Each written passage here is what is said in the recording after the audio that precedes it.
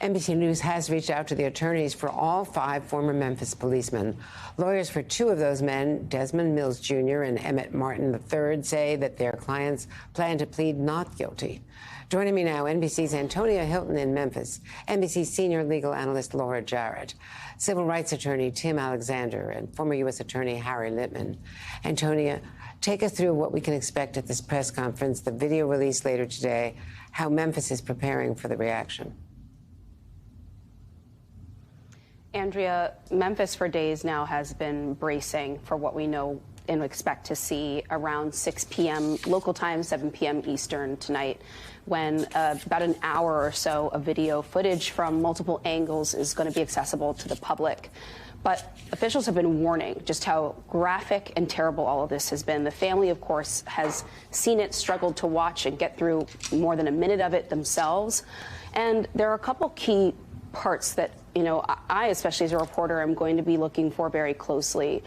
We have new information from the chief of the Memphis Police Department about the nature of the stop. Our understanding initially was that Tyre Nichol was accused of reckless driving, that's the action that precipitated him being pulled over. But it sounds now from the chief of police like we're not actually going to see evidence of that. We're not going to see evidence of Tyre Nichol having committed a driving infraction or having committed a crime necessarily in the available footage. And so that's raising questions, more questions than answers in some cases on the grounds as people try to get a better understanding. I'm also going to be looking for what kind of aid Tyre Nichol received, how quickly people responded once he made it clear that not only was he in extreme distress and clearly after 3 minutes of a terrible beating and pain, but that he was short of breath and needed medical aid. We expect to see that there was perhaps a lapse in or a delay in giving him the care that he would have very visibly and audibly asked for. Take a listen to a conversation that our colleague Tom Yamas just had with the chief of police here. Horrific, alarming, disappointing, sad.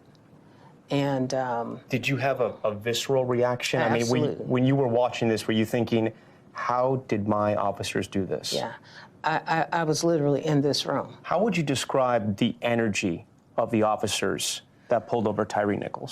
On a scale of 1 to 10, they were at a 10. Is that not police protocol? No, it's not police protocol. We have heard comparisons to Rodney King. Mm-hmm. And when you hear attorneys for the family, they talk about just a brutal beatdown. Absolutely. Is that all true? Yes, it is. It is true. And as I said before, it's hurtful. It was obvious to me that what I saw was beyond the scope of what is condoned in this police department and any department that I've ever worked in before.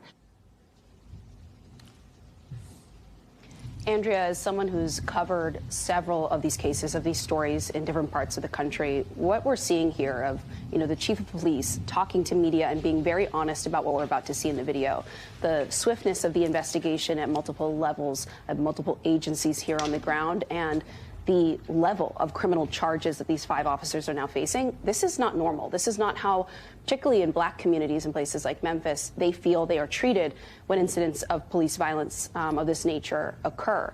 And so while people are incredibly grateful, and many people have, here that I've talked to have shouted out the chief of police as someone who they say is being transparent and doing what she can, there's also a fear that because of how unusual the pace of all of this is, that they are going to see something tonight that sends shockwaves, that is just absolutely shattering to people here, because that's the only way they can make sense of just how quickly and expeditiously all of this seems to be happening, Andrea.